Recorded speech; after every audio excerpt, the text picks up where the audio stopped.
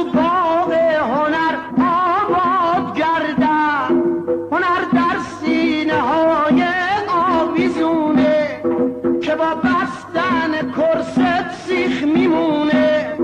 هنر در باستن هر بار گوشتیست که معروف به سکس آبگوشتی. هنر باشه با یک مشلات بازی، تو برداری یا فیلم نو بسازی.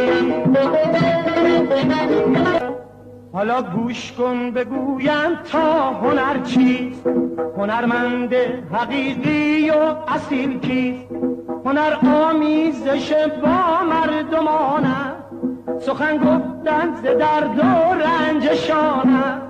هنرمند چاره جوی درد مردم که سازد گرد قلب سرد مردم.